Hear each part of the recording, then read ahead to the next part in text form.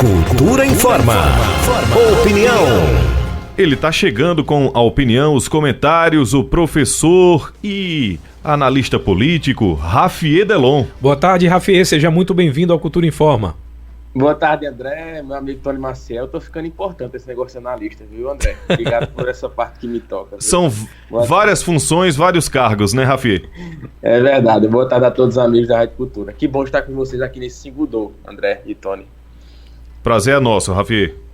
Vamos falar agora sobre os principais assuntos aí da nossa política? Tony, eu trouxe aqui hoje para a gente trocar uma ideia sobre 3 assuntos nacionais, né? 2 positivos e um nem tanto, tá?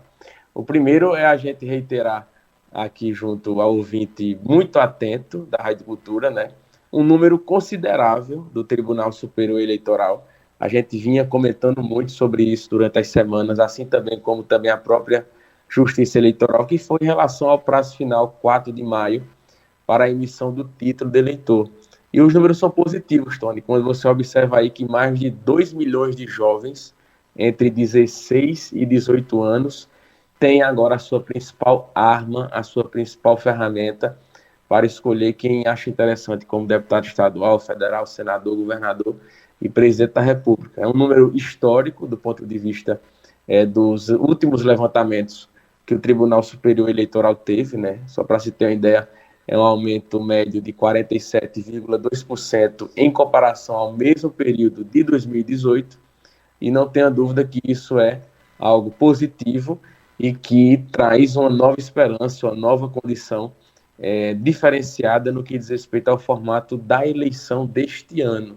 2 milhões é muita gente, é muito jovem na urna, na rua, nas articulações e na participação política, e que sem dúvida vem para dar um novo oxigênio, não só no Caruaru, Pernambuco, mas em todo o Brasil, levando em conta que são dados a nível nacional. Isso é bom, valeu a pena toda a campanha que o Tribunal Superior Eleitoral fez no rádio, na televisão, nas redes sociais, e consequentemente também as emissoras de rádio, os personagens políticos, os candidatos, pré-candidatos, os mandatários, tudo visando, claro, dar uma condição mais clara de participação de pessoas que até então podem achar que o principal objetivo dessa emissão do título de eleitor seja por uma questão apenas documental, né, ou por sem necessidade de se matricular em uma faculdade ou ter o seu emprego, né, mas em linhas gerais a gente torce para que isso seja reflexo também nos resultados das urnas em 2 de outubro deste ano. Esse é o primeiro ponto. Segundo ponto, traz um debate bem interessante também, Tony, em relação à situação social do Brasil, tá?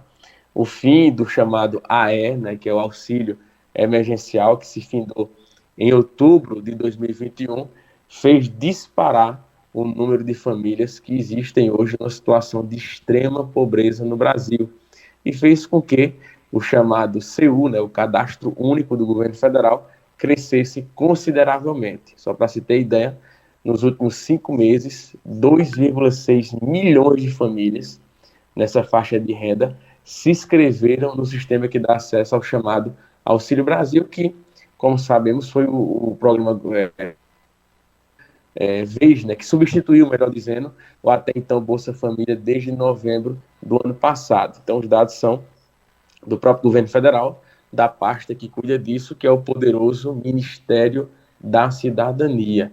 Em outubro do ano passado, para se ter uma ideia, havia algo em torno de mais de 15 milhões de famílias em situação de miséria registrada no cadastro, e agora o número passou para 17,8 milhões, tá? Então é um número preocupante, uma média, Tony, que se formos colocar no papel, dá algo em torno de 540 mil famílias cadastradas por mês. Então, em números gerais, é o maior número registrado pelo cadastro, que foi criado lá atrás, em 2001, né? Tem aí um tempo já considerável. Então, os números se referem a famílias que viviam ou informavam, né, ter perdido renda no passado, né, e se condiciona hoje naquilo que a economia chama de situação de extrema pobreza.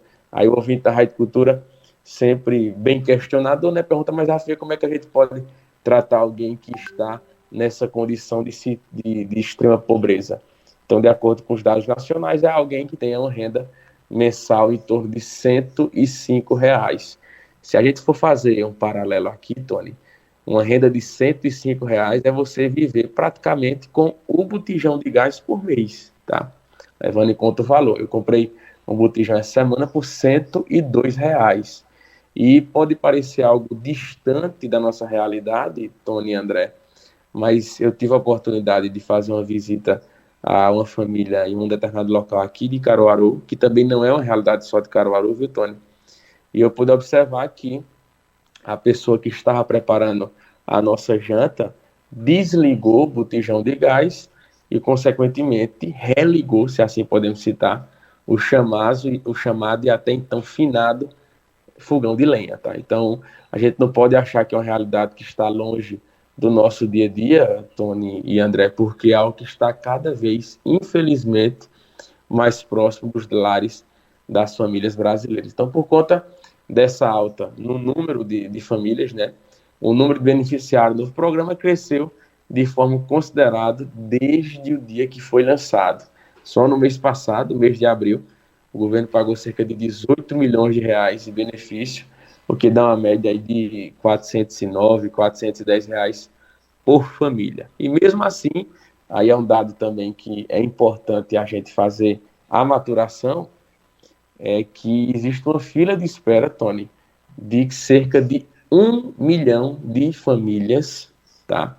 De acordo com dados da CNN, que é a Confederação Nacional de Municípios, que estão aguardando para entrar nesse contexto. E quando você faz o recorte no aspecto das famílias a nível regional, o Sudeste lidera, com mais de 420 mil famílias esperando entrar nesse auxílio, e a nossa região Nordeste vem em segundo colocado, com mais de 330 mil famílias na espera de conseguirem esse Auxílio Brasil, que é destinado a famílias que estão consideradas aí nessa leva da extrema pobreza ou em situação de pobreza, né? Com renda per capita, como falei anteriormente, entre R$ 100 e R$ 200, que também tenham menores de idade ou mulheres grávidas, e a expectativa para esse ano é que o governo tenha aí cerca de quase 90 bilhões de reais para o benefício desse ano, tá? Então é uma demanda reprimida altíssima, e a própria CNN, né, a própria Conferência Nacional dos Municípios, que é um órgão que contribui muito nesses cálculos, nesses gastos, tá? Fez um levantamento também que o gasto anual teria que saltar para 92 bilhões de reais anuais, tá? É um número altíssimo e que se está discutindo dentro do próprio Congresso Federal maneiras e formas para tentar tirar realmente as pessoas dessa situação delicada, levando em conta que não é um número simples, é um número considerável, é um número que não são apenas algarismos, Tony, são pessoas que podem estar ouvindo a Rádio Cultura agora, pode ser pessoas que são da família de Rafier, da família de Tony Maciel, da família de André Santiago, e que é uma realidade social delicada que a gente não pode deixar debaixo do tapete uma discussão tão importante que envolve vidas, que envolve pessoas, que envolve crianças, famílias, mulheres grávidas e tantas pessoas que estão nesse contexto. A gente espera que nesse aspecto, né, o fato de ser um ano eleitoral, a gente sabe que as coisas começam a acontecer, Tony e André, algo que passa aí 3 anos na gaveta, quando se aproxima aí as festividades juninas, que em linhas gerais, dentro do calendário, é um período que antecede o período eleitoral. A gente sabe que tudo que era projeto, tudo que era demanda, tudo que era ideia, vai se transformando em realidade, pelo menos até o mês de outubro, tá? Então, que bom seria, caríssimos ouvintes da Rádio Cultura, que todo ano tivesse eleição, para assim, todo ano a gente ver deputado aparecendo, governador aparecendo, e outros agentes políticos, não só de Pernambuco, claro, mas do país inteiro, querendo mostrar serviço, querendo mostrar capacidade de trabalho, e que isso conseguisse transformar também em benefício para a população. Trazendo agora e saindo do contexto federal para o aspecto estadual, Tony e nosso amigo André, a semana em Pernambuco começa da mesma forma que começou a passada, com a expectativa alta da confirmação do nome do Senado da Frente Popular para as eleições desse ano. Aí você me pergunta, mas Rafael, o que é que isso direciona no que diz respeito à eleição? E por que todo mundo está observando essa confirmação? Porque a partir dessa confirmação, Tony, os outros desdobramentos que até então estão paralisados, eles começam a pegar forma, eles começam a ter noção realmente do que pode acontecer. A gente já sabe que, em linhas gerais, já existe uma pré-confirmação interna relacionada à deputada estadual do PT, Tereza Leitão, para seu nome, inclusive estava no último sábado, no encontro que pré-lançou a pré-candidatura do ex-presidente Lula à presidência da República, e a partir disso a gente vai observar uma movimentação muito clara da formatação de chapas da oposição aqui em Pernambuco, levando em conta que a partir do momento que for confirmado o PT no Senado, na chapa governista, a oposição vai ganhar diretamente aí 2 partidos robustos, que é o Progressistas, liderado em Pernambuco pelo deputado federal Eduardo da Fonte, e também pelo PSD, liderado em Pernambuco pelo deputado federal André de Paula. E aí a gente observa também, levando em conta até os últimos números das pesquisas, Tony e André, que os personagens políticos que estão na prefeitura em Pernambuco, seja qualquer região, irão querer estar perto, obviamente, de quem está com a probabilidade de vitória. Nenhum candidato que está lá embaixo vai conseguir adesão, vai conseguir aderência. E aí entra a dificuldade enorme que a gente já vem aqui discutindo, não é de hoje, que o pré-candidato do PSB tem tido, um ilustre desconhecido, né, um candidato que tem suas limitações de chegada, de carisma, de percepção, de juntar gente, de trazer. E você vê que quando chega numa reta final de uma pré-campanha que já foi lançada, ou melhor, pré-lançada há 3 meses, o candidato não empolga. Você não vê os próprios aliados fazendo foto, fazendo selfie, divulgando que tem o prazer de estar com determinado candidato. Você vê que a derrocada realmente é uma questão apenas de tempo. E enquanto isso, os personagens da oposição vão se articulando. Hoje nós tivemos já, na segunda-feira, uma adesão de um partido a um pré-candidato, ao pré-candidato do União Brasil, Miguel Coelho, ex-prefeito de Petrolina, que foi o Patriotas. Apesar de ser um partido que não tem uma dimensão de tamanho, de estrutura partidária considerável, mas não deixa de ser mais uma sigla, mais um partido a se juntar ao PSC, que já foi também direcionado no final de semana, junto ao Podemos e junto também ao próprio União Brasil. O pré-candidato Miguel Coelho se consolida aí com 4 partidos em sua coligação, em rumo à pré-candidatura ao governo do Estado, e, consequentemente, se mostra aí, pelo menos até então, nas leituras atuais, como pré-candidato à oposição, que hoje tem o maior número de partidos da oposição rumo ao Palácio do Campo das Princesas. A candidatura do PSDB é cada vez menor no aspecto de conjuntura e musculatura partidária. É como se a pré-candidata do PSDB tivesse se desidratando, sendo imprensada nesse jogo junto com os outros pré-candidatos da oposição, e a pré-candidata do Solidariedade se consolidando aí como principal nome da oposição momentaneamente na corrida governamental ao Palácio do Campo das Princesas. E por último, o ex-prefeito de Jaboatão também, o candidato do PL, o ex-prefeito Anderson Ferreira, se movimentando aí para crescer ou poder querer crescer na onda daqueles que apostam, obviamente, na reeleição do atual presidente da República, o Jair Bolsonaro, levando em conta que são do mesmo partido, e o pernambucano está esperando ser alçado, ser voado, junto com o pré-candidato à reeleição à presidência da República, e que o voto seja casado em relação a um e outro. Então, por hoje, é isso. Rafi, antes da gente encerrar aqui a sua participação, já temos perguntas dos ouvintes. O Rodrigo Melo, lá do bairro São Francisco, está dizendo: Rafi, no final de semana houve uma adesão de apoio do PSC a Miguel Coelho. Ele queria que você fizesse uma avaliação. Qual a avaliação que você faz sobre isso? É isso, Rodrigo. Eu falei agora há pouco sobre o Patriotas, né? O PSC também é um partido que não tem tanta expressão. Quando eu falo que não tem tanta expressão, Tony, é porque não vai ter quadros disputando a eleição deste ano, tá? Esse novo formato das eleições, levando em conta que não tem coligação proporcional, fez com que poucos partidos se organizassem. Então, nem o PSC e nem o Patriota se organizaram nesse aspecto, mas qualquer segundo é válido quando você vai para a somatória e, consequentemente, consegue aí ganhar uma robustez maior no que diz respeito ao tempo de rádio e de televisão, que é tão precioso para uma pré-campanha. Aqui também tem, na verdade não é uma pergunta, é o Paulo Roberto dizendo que maravilha, estou vibrando com você, meu querido Raffier, seja sempre assim, principalmente na política, seja verdadeiro, sábio nas suas palavras.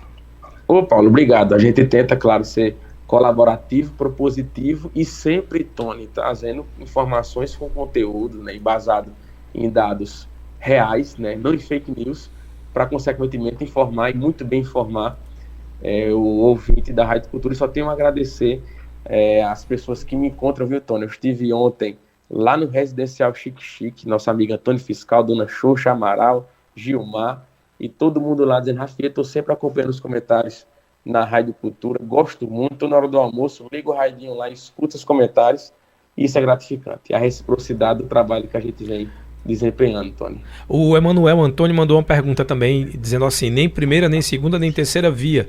Lula é a única solução para o conserto do desastre do país. Bolsonaro, na fala do ouvinte, o Emanuel, foi o pior presidente da história da humanidade, segundo ele. Comenta essa pergunta. Pois é, Emanuel, claro que é uma leitura que a gente respeita, né, qualquer viés democrático, tá? Realmente a terceira via está tendo dificuldades enormes em relação a isso. A leitura do Emanuel não está errada, está correta. Agora, a gente sabe que até a convenção tem 3 meses, né? Acontece tanta coisa, Tony, em 3 meses. Então a gente precisa saber melhor o que vai acontecer nesse direcionamento. Por exemplo, o MDB tem a pré-candidatura da senadora Simone Tebet, tá? Só que dentro, Emanuel, do próprio MDB existem diretórios que não querem a candidatura da Simone, querem a candidatura do Lula, né? Por exemplo, o diretório da Paraíba, do diretório de Alagoas. Em Alagoas tem o senador Renan Calheiros, tá? Que não é nenhuma referência para se falar de política, tá? Na Paraíba tem um senador veneziano. Então os dois querem que o palanque fique com o PT, ou pelo menos que libere no primeiro turno os diretórios para ficarem mais à vontade. O PSDB, coitado, sozinho lá, João Dória, né, não tem adesão nem dos próprios correligionários, não vai ter, obviamente, nenhum tipo de aderência e patina com 2% aí também nas pesquisas eleitorais. A situação é difícil da terceira via, mas tem muita coisa para acontecer. Professor Raffier Delon, a gente agradece a sua participação nesta segunda-feira, nesse segundou e até sexta. Tudo que é bom dura pouco, né, André? Mas agradecer mais uma vez a você. Mandar um abraço especial ao meu grande amigo Sandro, tá lá em Gonçalves Ferreira, também no perde, ligado no radinho. E muito obrigado, Tony, mais uma vez pela oportunidade. De sexta-feira estaremos juntos no Sextou. A gente começa a semana bem e fecha da mesma forma. Um grande abraço e uma boa tarde. Se Deus quiser, até sexta-feira.